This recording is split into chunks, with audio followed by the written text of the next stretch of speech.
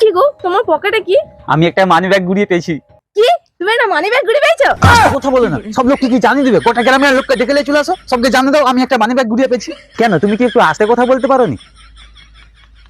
আমি যে প্রত্যেকদিন খানায় দোকানে চা খেতে যাই না, সেখানে বসে বসে চা খেতেছিলি, দেখি না সামনে একটা মানি ব্যাগ পড়ে আছে, আমি ফট করে গুড়ি নিছি ওখানে।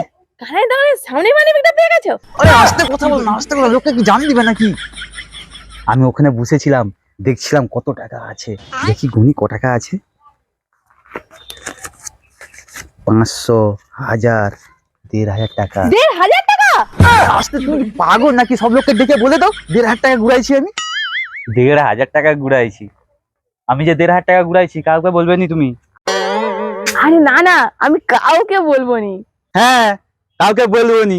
ওই জন্য আগের বারে কামিনী গাছের জন্য যে টাকাটা ঢুকছিল, তুমি তো সবকে গোটা পাড়ার লোককে জানিয়ে দিছো, আর আমাকে পার্টির লোক দোষ দিচ্ছে যে তোকে বলতে বারণ করলাম, তুই সব কথা বলে দিলু। আরে আগের বারে যা হওয়ার হয়ে গেছে, এবার আমি সত্যি বলছি, আমি আর কাউকে বলবো নি। আচ্ছা ঠিক আছে, অনেক হয়েছে, চলো তুমি আমাকে দুটা খেতে দাও, আমি ওই খেয়ে দিয়ে মাইক্রো ওভেনটা কিনতে যাবো। চলো। এই আমিও যাবো। তুমি যে কি করবে সেই তো আমি ঘরে আনবো, আসো। ও কাকিমা, কি হয়েছে?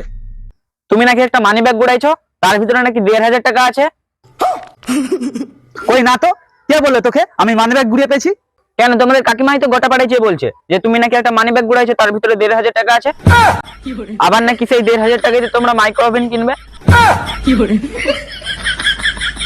আরে ভাইপো, তুই কষ্ট করে ঘরকে আসতে গেলি কেন? আমি তো তোকে দিয়ে আসতাম মানি ব্যাগটা। হ্যাঁ জানি, সে কত দিয়ে আসতে। আচ্ছা, তুমি আমাকে একটা কথা বলো, বলো। আমি তো সারাদিন বাড়িতে ছিলাম, তুমি কখন পাড়াতে জানাতে গেলে?